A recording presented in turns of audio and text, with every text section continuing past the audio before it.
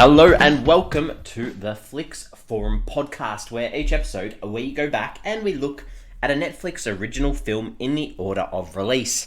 This episode we have Netflix 226th film from 2020. It's the French action thriller called Earth and Blood, or in French, La Terre et le Sang. It's directed by Julien Leciercq and it stars Sami Bouajila, Eriq, Ebouaney and Seghir. I'm Jesse. I'm your solo. Apologies for my pronunciation of those names. This is a super short film, so it's probably going to be a very short podcast. But in saying that, if you're interested in checking out this French action thriller, etc., give us a pause, come back a bit later on, because I'm going to go into a bit of detail about the film and possibly spoil it. So if you have watched it, stick around, because we're going to get into it. And we start off with our fast flicks, which is a quick little summary of what the film is all about. So this one is when an employee stashes drug at the sawmill he works at, the owner must do what he can to protect his daughter. Ooh. That's about it. So, as we often see with international films, it's really hard to find any information about the production or how it was put together. The only thing I could really find for this one was that the working title for this was Of Earth and Blood instead of just Earth and Blood. Around the world, it does have a couple of different translations. In Spanish, it's called War at the Sawmill. Gives away quite a bit about what's going to happen at the sawmill. In Hungarian, it's called Sawdust and Blood. And in Vietnam, it's called Soil and Blood. So a few little different takes on the title of this film. It was released on the 17th of April 2020 to Netflix worldwide, made in France. Time to talk about what the critics and audiences are saying about this one. On Rotten Tomatoes, it sits at 0%, that is donuts, on 5 reviews. So that is definitely rotten. Audience has it a little bit higher, not too much though, on 18%, and that's on less than 50 ratings. IMDb is a little bit more positive. It sits on a 5.2 out of 10 on 2,670 ratings. And Letterboxd, pretty similar, at a 2.5 out of 5 on a bit over 1,000 ratings. So if we look at that general consensus, not too positive. What are my early thoughts? I know you're all wondering. It is super short, like I mentioned, which sort of means that there's no real character development in this one. And the only real things here are the action set pieces, which kind of makes the film a bit pointless, as it doesn't really have anything meaningful to say at all. So for me, not very positive. And I don't have much to say. Like I just said in my fast flicks, the characters, they're really hard to talk about because we don't know much about them. And we start with Saeed, I guess, who is sort of our main protagonist.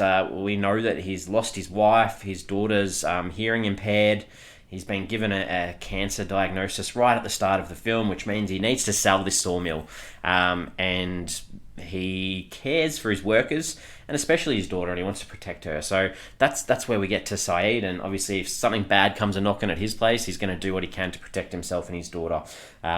And we sort of learn, I guess, through the character of Giannis, who's this young kid who's working for Saeed at the sawmill.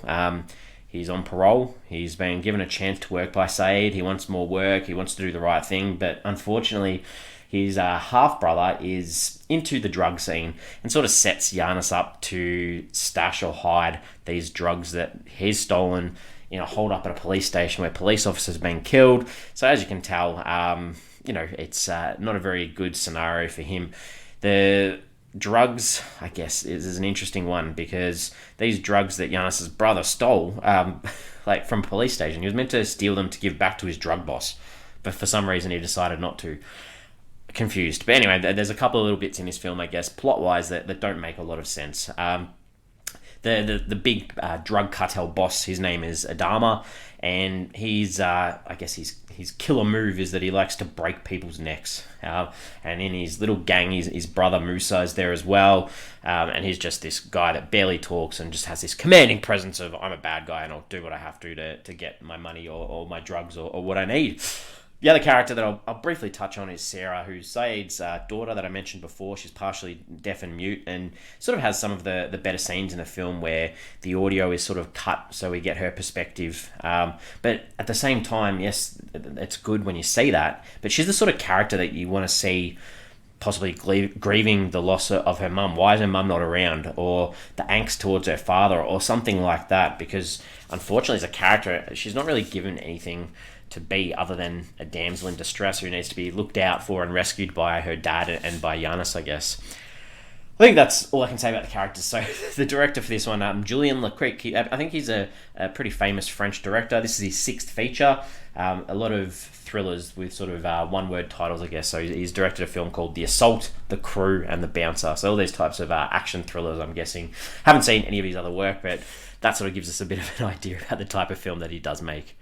Time to talk about some scenes. What are some scenes in this one that sort of stood out, I guess? So I think the opening of this film is quite effective. It's this heist at the police station where these drug workers are breaking into the cop shop to get these drugs that look like they've been confiscated back, and it was perfectly done. There's a lot of tension, set the film up to be really engaging, but it's a bit unfortunate. That's probably the best scene in the film. The only other sort of highlights for me, I guess, were Saeed. Some of his moves when he's fighting these guys at the mill were pretty cool. He put like a bad guy's hand to a machine, and then he sort of uses this conveyor belt to escape. Some cool little action scenes, but apart from that, not much else.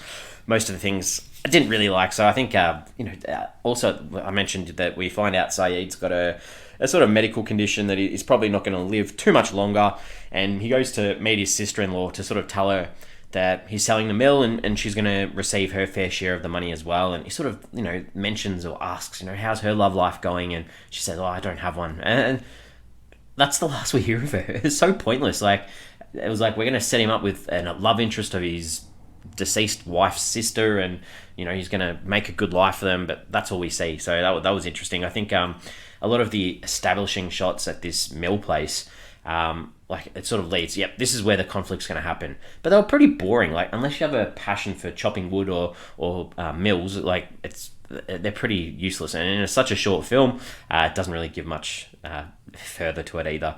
Adama, I mentioned him before as sort of the main drug boss. He was just sort of portrayed as like really poor villain. They were just laughable, some of the things they tried to do to make him feel menacing. I think that he goes to his signature moves, this head snap, and he goes to sort of go and snap this guy's head, and there's this weird music playing, trying to make it dramatic. And I think the other scenes with him that were sort of frustrating where there's this car crash that he sort of drives up to, and his car window goes down really slowly, and he just frowns. It was just so laughable. I think Giannis and Sarah, they're running through the woods away from one of the drug guys, and it was just overdone, like just so repetitive. And we see this a lot in films anyway, so it wasn't anything new, which sort of frustrated me too. And the bad guys, they want their drugs back. That's the main reason they end up at this mill, and they decide that they're going to throw some gasoline and light it on fire. Just seemed like such a stupid move when the drugs are in there. And finally, the final conflict with Sarah and Adama, the two of them. It's raining, starts pouring down rain. She stands on this windowsill, jumps out a window, smashes her ankle. I couldn't help but laugh. And then he sort of comes towards her in slow motion with this horrible music playing, ready to snap her neck. It was just so poor, so poor. Some themes and some ideas in this one. I think, like I said before, it doesn't really say much. The title you can go with, I guess, a bit about blood and the idea of protecting your own family. Giannis wanted to protect his brother by hiding the drugs. Saeed wanted to protect his daughter, and then also our drug lord Adama, he wanted to protect his own brother or get revenge for his own brother too.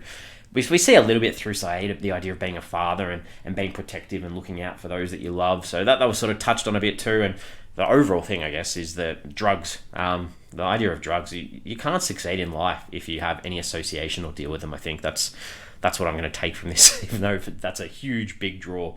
What else did I take away from this film? I think that, this is to do with the plot.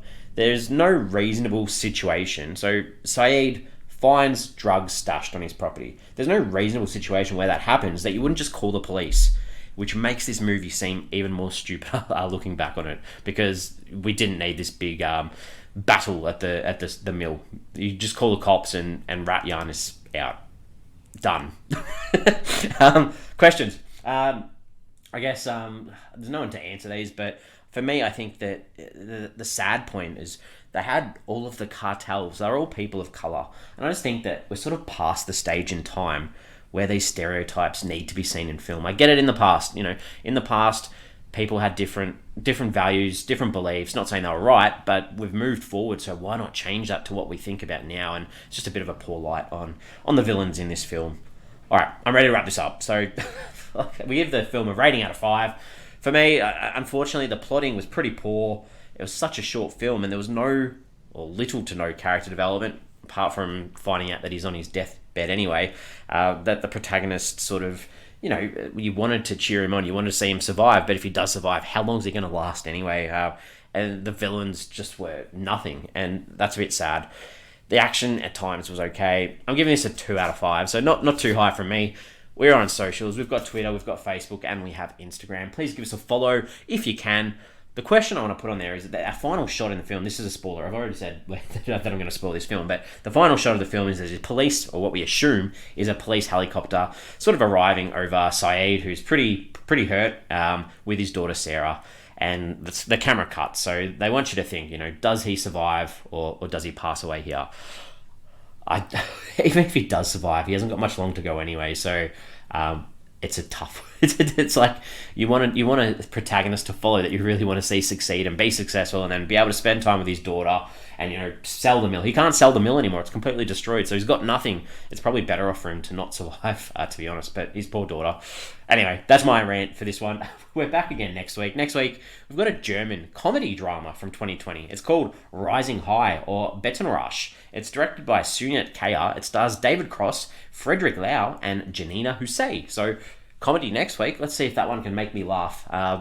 Thanks for listening. Hopefully you haven't actually seen this film and you're just sticking around to hear me rant. I will see you next week.